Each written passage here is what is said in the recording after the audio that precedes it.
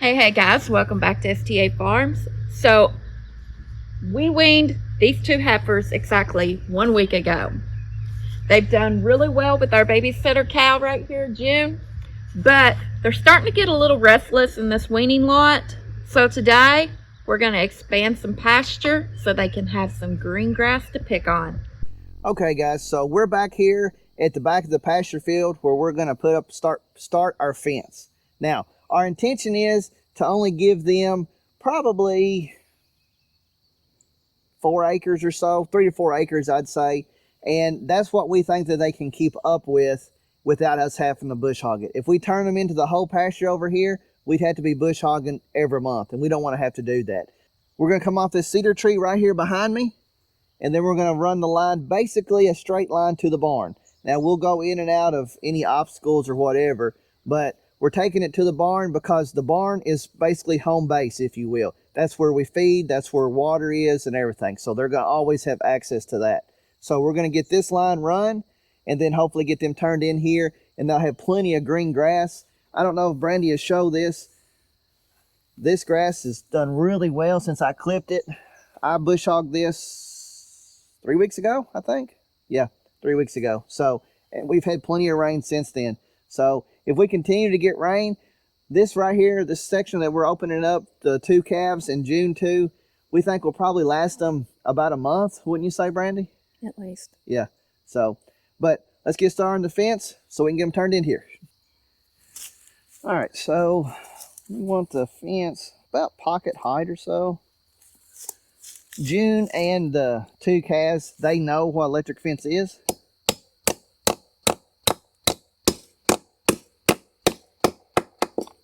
Now with this poly wire, it's a little bit different than regular electric fence. So regular electric fence with the metal wire, I just put this in here and basically just wrap it and then turn it like that. But this poly wire won't hold. You have to tie it. So what I do, give myself plenty like that. I'll tell you something else about this poly wire that I didn't mention. Yeah. It's so much lighter Than the regular fence wire? Get it hung up on my phone in case. Yeah, so if this was electric fence wire, this would weigh, I don't know what it'd weigh, but it'd weigh a lot more than this. Yeah.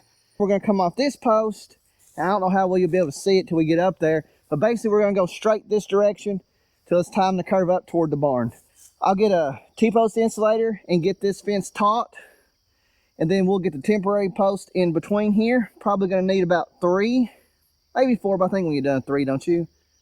Maybe 4. Yeah, so, okay, maybe 4.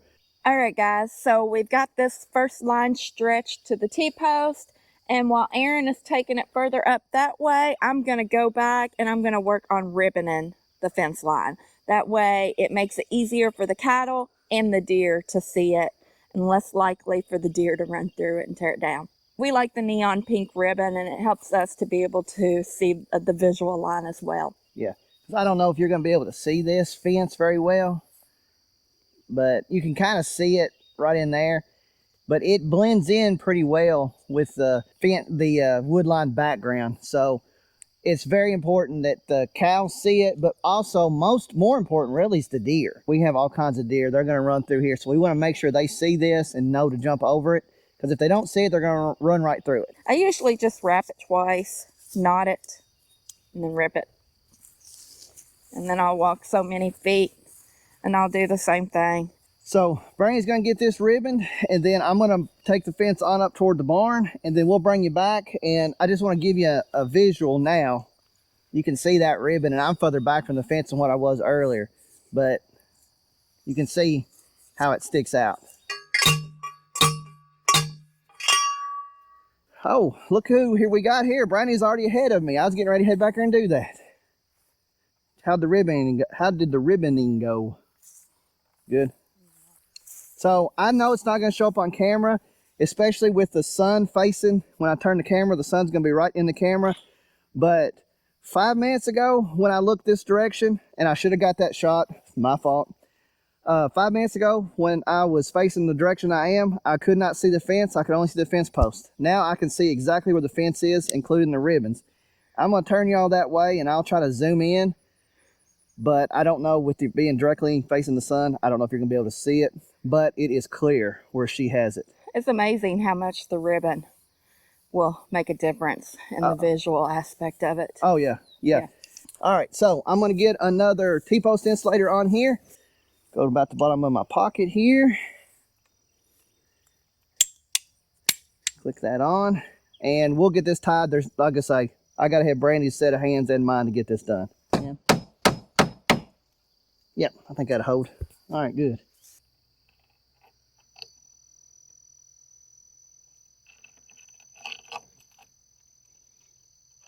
Okay, so we've got our fence tied in there to the edge of that old house. Then we come this way, we got our post set, and Brandy's just finishing up the ribbon. Looks like she's got one, maybe two more to put on here. So let's get down here so we can see that. Probably about 2 more. 2 more? Yeah, just because it's in this close to the woods, I like to have them spaced closer together. Yeah. All right, so is this the last one? Last one. So. Whoops. All right, last one. So. All right, so that has the electric fence done. I don't know how well it's going to show up on camera through the shade here, but this is another reason we wanted to go ahead and get some opened up for them, is because where we have them at, there's virtually no shade throughout the day. Late in the evenings and early in the mornings is the only time that they have shade. So we leave our barn open, and that's where they spend the majority of the day staying out of the sun, because it's been probably the heat index is over 100 degrees the last few days. Anywhere from 95 to 105. Yeah, and they have to have shade for that, so they just been staying in the barn. So by opening up this, they're going to have plenty of shade. This garden area here, it's pretty much got shade on both sides of it all day. And then, of course, along the fence rows up here where we're going to be at, there's a lot of cedar trees that they love just to lay underneath. So they're going to have plenty of green grass to pick, and they're going to have plenty of shade. So let's get the box. Okay, so if you've seen our meat chicken video, this is the same box that I hooked up for that.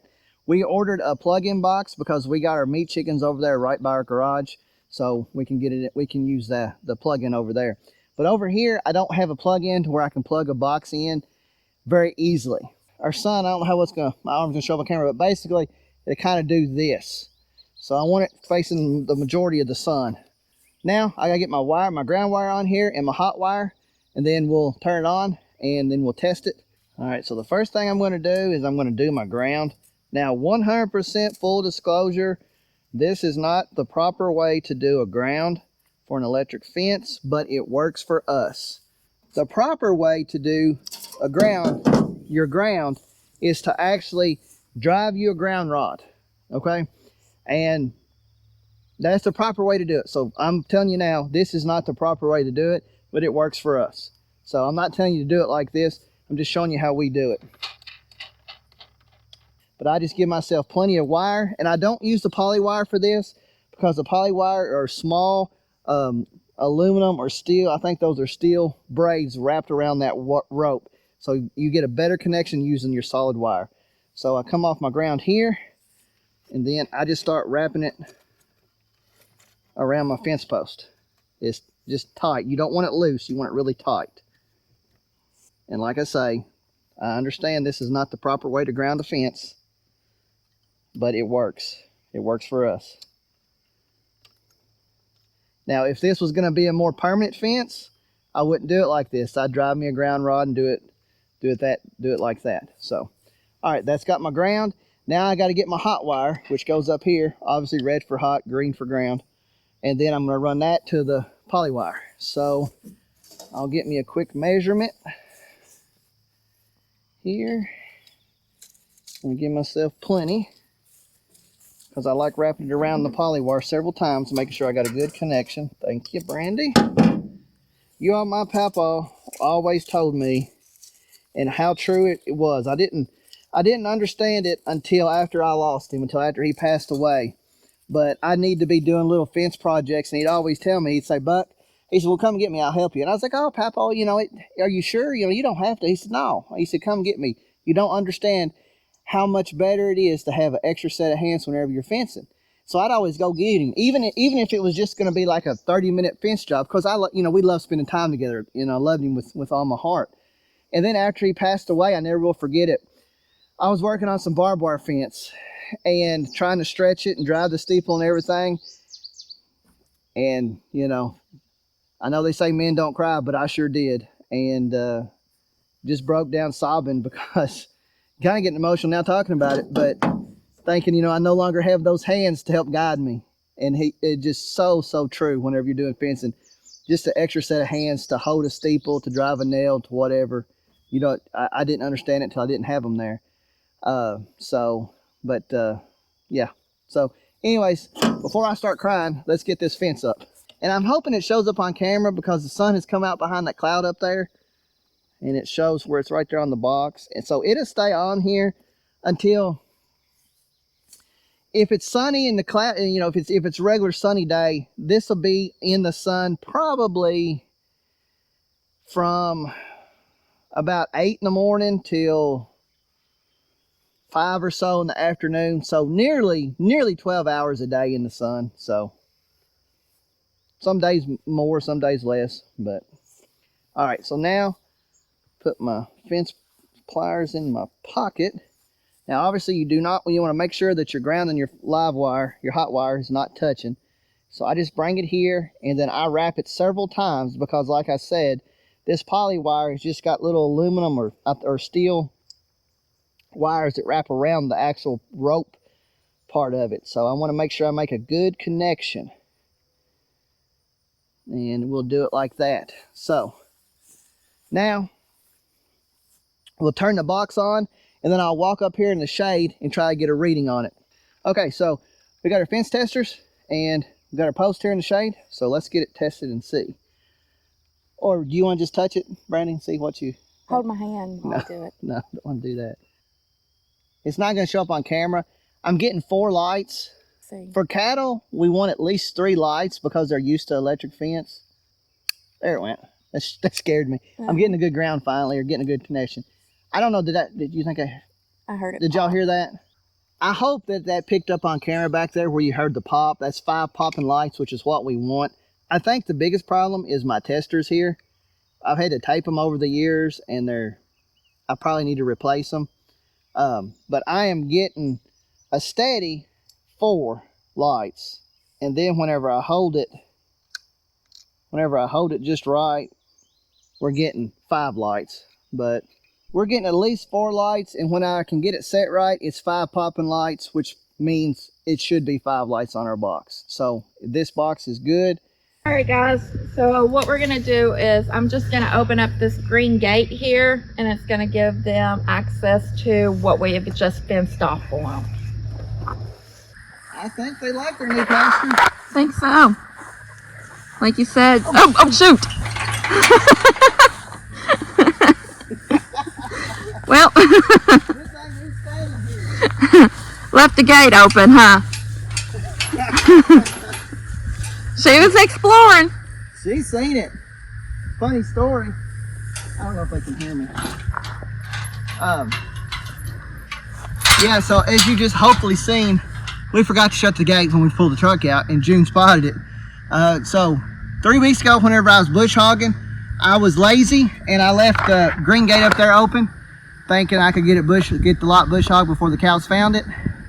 But that didn't happen. They found it. We didn't have the 2 calves over here. That's when we had the heifers over here. So when June seen this, she's like, I'm going. But I was able to get in front of her. So I can get on and get some more trough moving.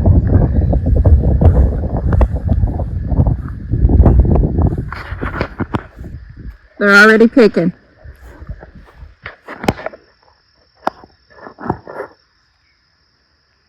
That's what we want to see.